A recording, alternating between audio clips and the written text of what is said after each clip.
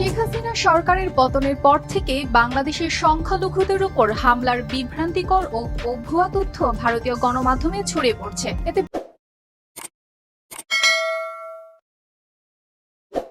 বলা হচ্ছে, ইসলামপন্থী বাহিনী বিশেষ করে হিন্দু সম্প্রদায়ের উপর হামলা চালাচ্ছে। এই মিথ্যা প্রচারণা দেশের শান্তি ও স্থিতিশীলতা নষ্ট করছে।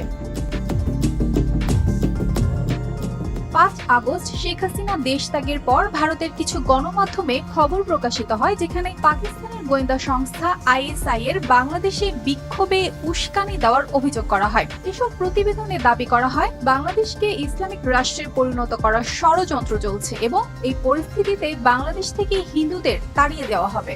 টাইমস গ্রুপের মিরর নাও এর ইউটিউব চ্যানেলে প্রকাশিত একটি ভিডিওতে দাবি করা হয় বাংলাদেশের হিন্দুদের উপর গণহত্যা চলছে, যা পুরোপুরি মিথ্যা ও বিভ্রান্তিকর। আল জাজিরার খবরে বলা হয়, ভিডিওতে দেখানো সহিংসতার ঘটনাগুলো আসলে প্রমাণিত হয়নি এবং এর পেছনে সত্যিকার কারণগুলো ছিল ভিন্ন।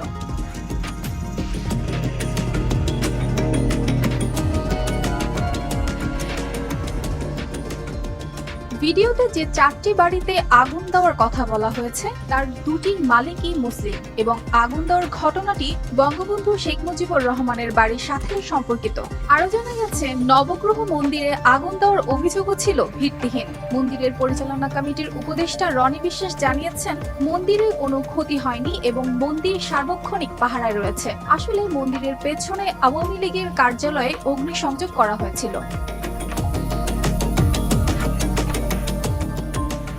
নোয়াখালীর সেনবাগে এক নারীকে অপহরণের ঘটনাকে সাম্প্রদায়িক হামলা বলে চালানোর চেষ্টা করা হলেও পরবর্তীতে জানা যায় এটি ছিল পারিবারিক বিরোধের ফল। এ ধরনের বিভ্রান্তিকর প্রচারণা জনমনে আতঙ্ক সৃষ্টি করছে এবং পরিস্থিতি আরও জটিল করছে। বিবিসি ও ডয়চে ভেলের ভেরিফাই বিভাগের তদন্ত দেখা গেছে, শেখ হাসিনা সরকারের পতনের পর কিছু সহিংসতা ঘটলেও তা সব ক্ষেত্রে ধর্মীয় কারণে হয়নি, বরং সরকার ঘনিষ্ঠদের উপর হামলা করা হয়েছে, যা ধর্মীয় হামলা হিসেবে প্রচার করা হচ্ছে। পাশাপাশি বেশ কিছু হামলার গুজবও ছড়ানো হয়েছে, যা জনগণকে বিভ্রান্ত করছে। ভারত সরকারের পক্ষ থেকে সংখ্যালঘুদের সুরক্ষায় একটি বিশেষ কমিটি গঠন করা হয়েছে, যা বাংলাদেশের সাথে যোগাযোগ রেখে সংখ্যালঘুদের নিরাপত্তা নিশ্চিত করার চেষ্টা চলছে। বাংলাদেশের অন্তর্বর্তীকালীন সরকারও সংখ্যালঘুদের সুরক্ষায় হটলাইন চালু করতে যাচ্ছে, যা রবিবার থেকে কার্যকর হবে বলে জানা গেছে।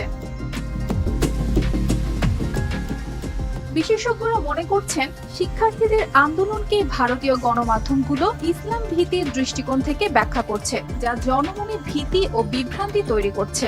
পরিস্থিতি আরও জটিল না করতে হলে এই ধরনের অপপ্রচার বন্ধ করা জরুরি।